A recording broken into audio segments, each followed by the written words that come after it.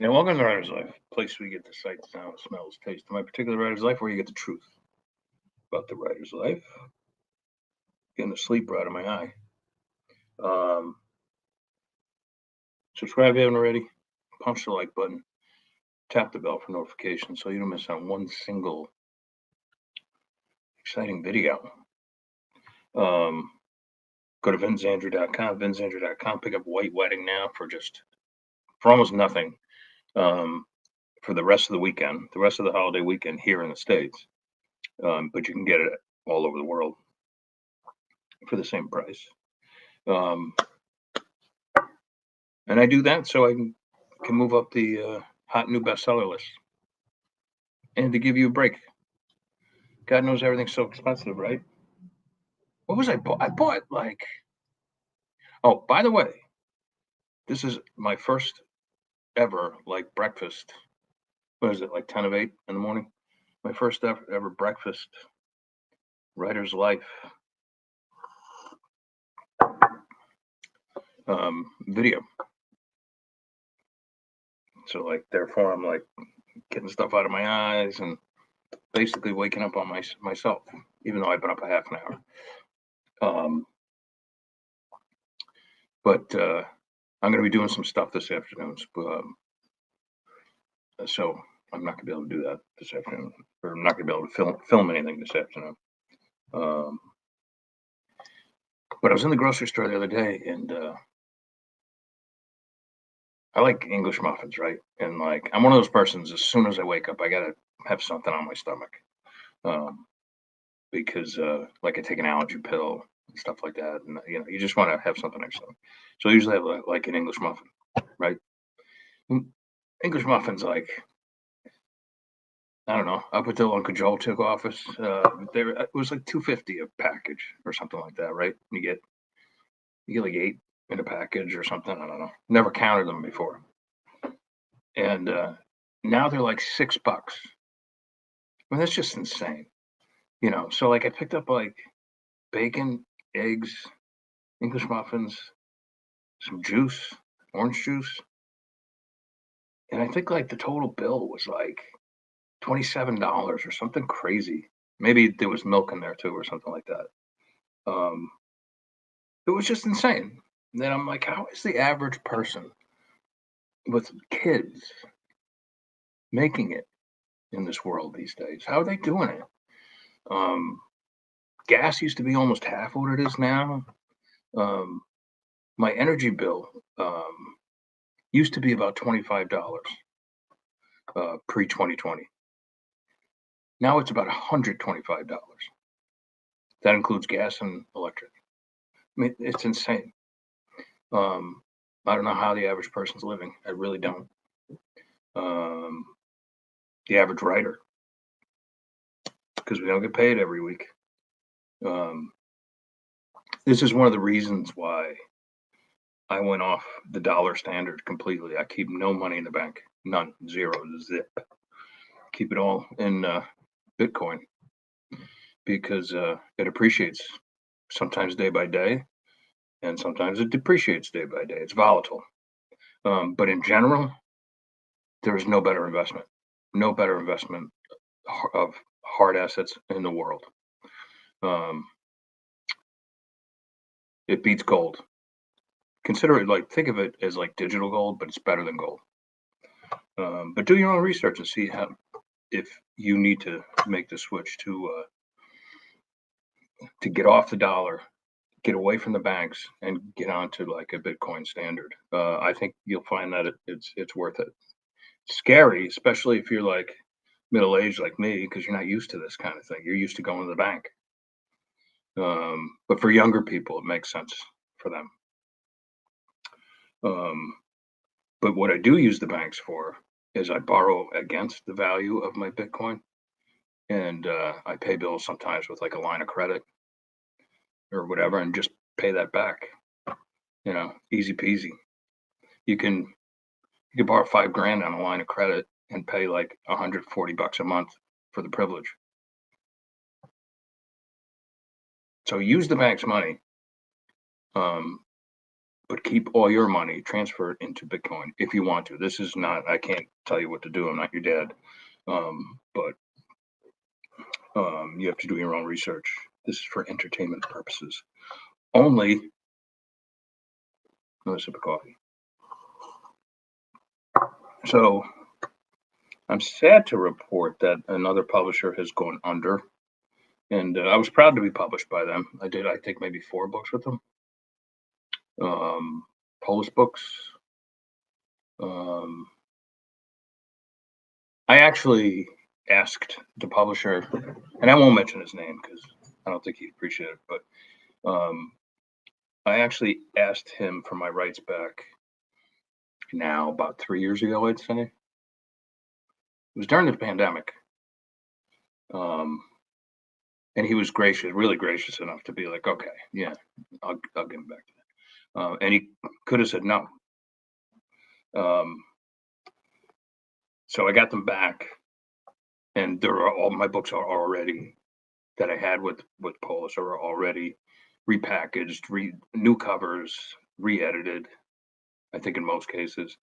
And in some cases even retitled. Because for instance, my book Orchard Grove, which did okay with them. It was kind of downhill from there, but Orchard Grove did okay. But it dawned on me, like, Orchard Grove doesn't really mean anything to anybody except for me. It's just I had a house on Orchard Grove with my daughter's mother. Well, it was her house, it wasn't my house, but I lived there for a while.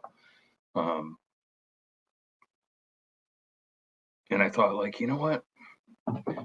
Title isn't really doing this story justice, so I changed it to A Touch of Evil, which is much more in tune with the story.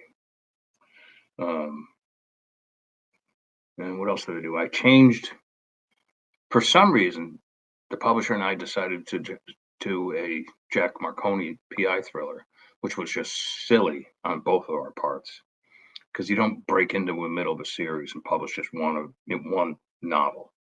It's kind of like when that one dude back in like 1969 or 68 played James Bond for one movie.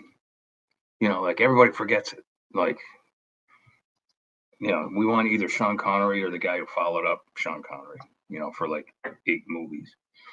The other one is like a sleeper, just like went away. Because it's not consistent.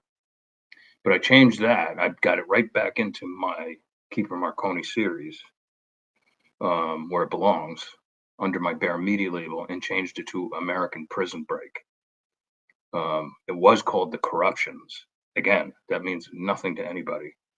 But American Prison Break, you get it right off the bat. You get what this book is all about. So I changed that title, had it re-edited, and it does fine. I wasn't selling anything with Polish with it, for understandable reasons. But now it sells every month. All my titles, my former Polish titles, sell at least a few books every month, and that's all you can ask for. Believe me, it adds up. But one thing that's surprising me is I'm seeing like a lot of comments on Threads and some on X. Is people lamenting the closing, authors, I should say, lamenting the closing. Now, remember, this is like a medium-sized press. So I think all my advances were around $3,000, something like that. Nothing to, I need more than that to live per month, The advances were mostly just sort of symbolic, in my opinion, but still, it was nice to get an advance. But they're like, oh no, I hope I find another publisher. I hope for the book. For now I'm orphaned, and like they're all almost right across the board, and like they're like, have you heard about anybody else getting a publisher? For this. Now these books are orphans. I can't imagine like a Simon and Schuster saying, oh yeah, we'll give you $100,000 for that book that's been out by another smaller publisher, unless Polish did have a book or two that just killed it. Now, judging by the fact that their doors have closed, I would say that probably isn't the case. There are some good authors there, though. Some really, really spectacular authors, no doubt about that. But I'm like, you've just been handed a gift. You know, I want to put this up there on like Threads. That's why I thought I'd get the message across here on Writer's Life because it makes more sense. I can speak to more people. But you've been given a gift. See if anybody's on chat. I don't ever do this early, so nobody will be expecting me. You've been given a gift. You have your IP back, your intellectual property. It's right back in your hands. Like, why would you give it away again? It just makes no sense to me. It really doesn't. And I'm like the king of like publishing with somebody for like 6 months, and if it's not working, I want my rights back.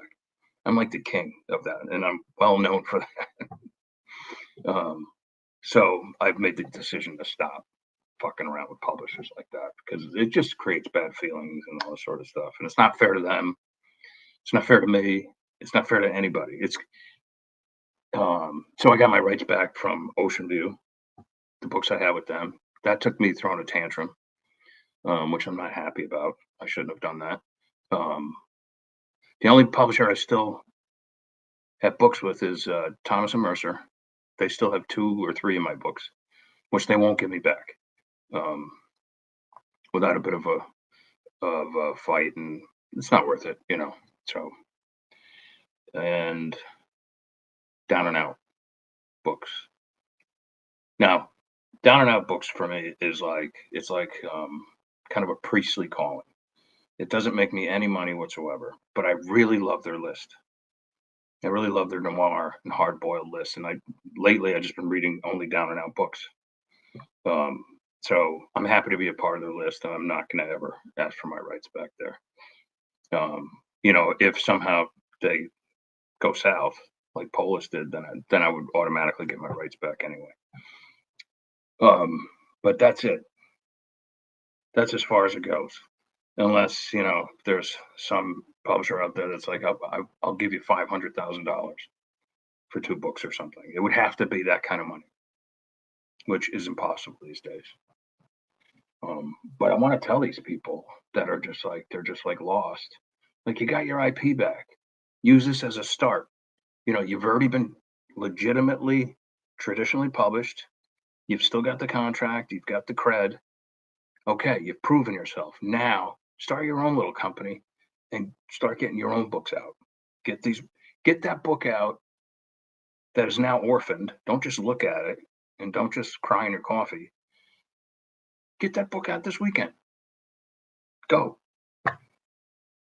Hire a cover editor and get it reformatted. If you want to re-edit, hire an editor, and maybe at the latest you can have it out by next weekend or 2 weekends even. So what? And then do another one, and then do another one, and then do another one. You will see something very surprising. Give it a year, and you will start making more than that $3,000 advance per month. Trust me on that. For me, there's no going back. I mean, because I do this full time. This is how I make my living. I have one freelance gig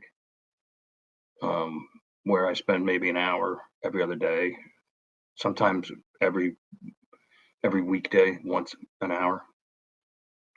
But that's it. It brings in some pretty good money. But otherwise, this is all I do. And it would not be possible. It would not be possible if I were publishing solely with medium or small presses. It would not be possible. Yeah, I don't think it'd be possible if I were publishing with big presses anymore either. The only time it was possible was the 5 years or so I was with Thomas and Mercer, and they were, you know, I was killing it, you know, with books like The Remains and stuff like that. I was selling like hundreds of thousands of books, but they had authors that were doing like millions of copies of books per year. So like when you see that on a spreadsheet, like, oh, Andrew's only moving like hundreds of thousands of copies as opposed to so and so who's moving like a million copies. You look like the dog. So and once upon a time, if you were moving hundreds of thousands of copies for a publisher, they loved you. Not anymore, or at least not for that publisher, not for Thomas and Mercer. And for anyone who doesn't know, they're an APUB publisher, which kind of like typecast me at the time.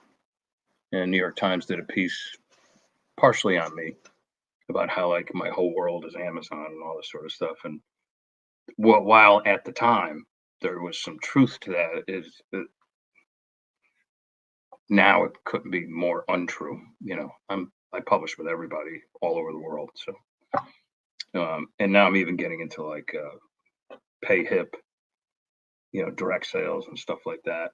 I want to do a Kickstarter one of these times, but seems to me Kickstarter is good for fiction if you're doing like fantasy, because it's very video game heavy,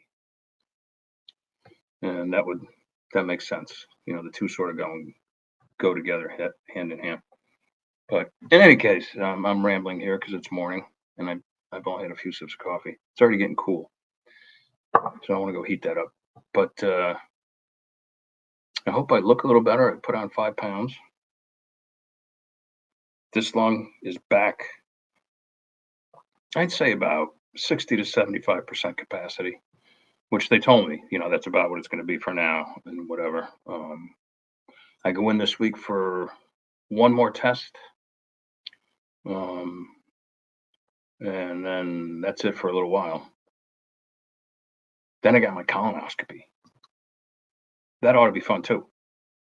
Anyway, by the end of this whole thing, I'm going to be completely checked out. Like it'll be like a used car that's like gone in for a full maintenance workup. God, where's the past 40 years gone? Unbelievable. All right. Anyway, rest in peace, Polis. I'm sure that the former owner, will go on to do great things. He's done everything. He's a writer. He was an agent. He was a publisher. Like he'll find his way, no problem. But some of you authors, if you're watching this, really consider not giving your intellectual property away again. I think it's just silly. But it's up to you.